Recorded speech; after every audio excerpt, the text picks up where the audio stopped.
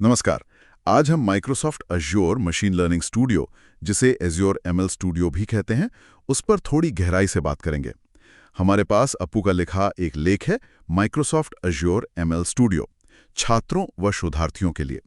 तो हमारा मकसद ये समझना है कि भाई ये प्लेटफॉर्म सीखने वालों और रिसर्च करने वालों के लिए इतना खास क्यों है।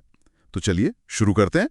सबसे पहले ये अज्योर एमएल स्टूडियो आखिर है क्या चीज? देखिए, ये माइक्रोसॉफ्ट का एक क्लाउड आधारित मतलब ऑनलाइन चलने वाला इंटरैक्टिव वर्कस्पेस है। ये उनके बड़े अज्योर क्लाउड प्लेटफॉर्म का ही एक हिस्सा है। आसान भाषा में कहें तो ये एक तरह की ऑनलाइन लैब है, जहां कोई भी मशीन लर्निंग मॉडल बना सकता है, उन्हें डेटा पर सिखा सकता है और फिर उन्हें इस्तेमाल के लिए तैयार कर सकता है। और सिर्फ इतना ही नहीं, आप बड़े बड़े डेटा सेट का विश्लेषण कर सकते हैं, पहले से बने बनाए एआई टूल इस्तेमाल कर सकते हैं, वो भी बिना ज्यादा कोड लिखे, और अपने सारे एक्सपेरिमेंट्स क्लाउड पर ही मैनेज कर सकते हैं। अच्छा, तो मतलब ये सिर्फ कोडिंग जानने वालों के लिए नहीं है, कोई नया सीखने वाला भी इसे इस्तेमाल कर सकता है। हाँ, बिल्कुल। यही तो इसकी सबसे अच्छी बात है। इसमें नए लोगों के लिए एक विजुअल इंटरफेस है, मतलब ड्रैग एंड ड्रॉप वाला सिस्टम। आप बस ब्लॉक्स को खींचकर जोड़ते जाइए और आपका मॉडल तैयार। लेकिन जो अनुभवी हैं, जिन्हें कोड लिखना पसंद है, उनके लिए पाइथन और आर जैसी लैंग्वेजेस का पूरा सपोर्ट है।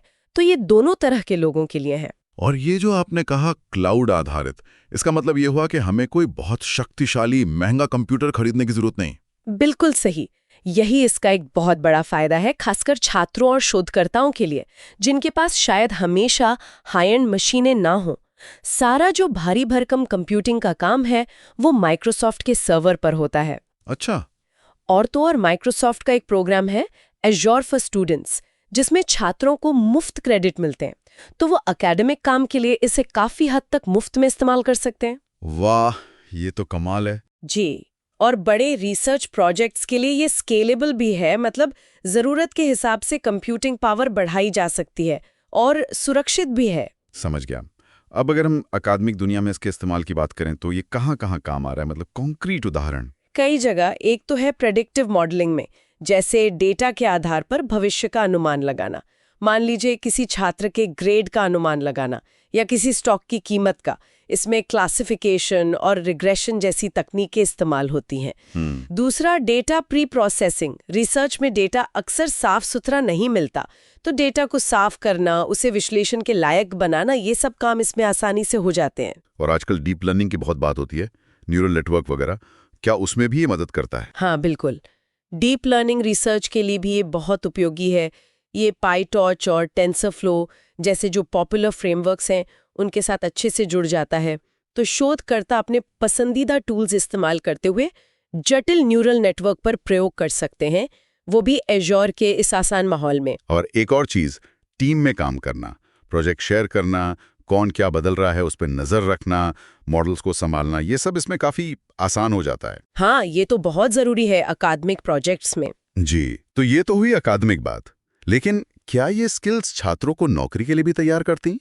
इंडस्ट्री में इसका क्या महत्व है? निश्चित रूप से। आज के समय में इंडस्ट्री में क्लाउड आधारित मशीन लर्निंग स्किल्स की बहुत ज्यादा मांग है। एज्योर एमएल स्टूडियो का अनुभव सीधे सीधे काम आता है। ये उन्हें सिखाता है कि असली दुनिया की समस्याओं को हल करने के लिए क्लाउड प्लेटफॉर्म कैसे इस्तेमाल करें। और जैसा हमने कहा, बिना कोडिंग के भी बेसिक काम हो जाते हैं। मुफ्त डेटा सेट और पहले से बने एआई मॉडल मिल जाते हैं। और ये दूसरी एज्योर सेवाओं जैसे आईओटी डिवाइसेज या डेटाबेस से भी आसानी से जुड़ जाता है। अच्छा, मतलब पूरा इकोसिस्टम है एक तरह से। हाँ, बिल्कुल। और इसमें डेटा को विजुअलाइज करने यानी ग्राफ वगैरह बनाने के अच्छे टूल्स भी हैं, जिससे पैटर्न समझना आसान हो जाता है। तो कुल मिलाकर हम कह सकते हैं कि एज्योर एमएल स्टूडियो छात्रों और शोधकर्ताओं को एक बहुत ही शक्तिशाली लेकिन इस्तेमाल में आसान तरीका दे रहा है मशीन लर्निंग और एआई पर काम करने का, वो भी बिना महंगे हार्डवेयर या जटिल सेटअप की चिंता किए। बिल्कुल।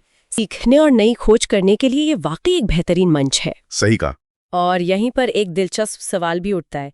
जैसे जैसे एआई कंप्यूटर विज्ञान से निकलकर दूसरे फील्ड्स जैसे सोशल साइंस, मानविकी, यहाँ तक कि आर्ट्स में भी जा रहा है, तो एज्योर एमएल स्टूडियो जैसे टूल्स जो इस्तेमाल में आसान है, वो इन क्षेत्रों में रिसर्च और सीखने के तरीके को कैसे बदल सकते हैं?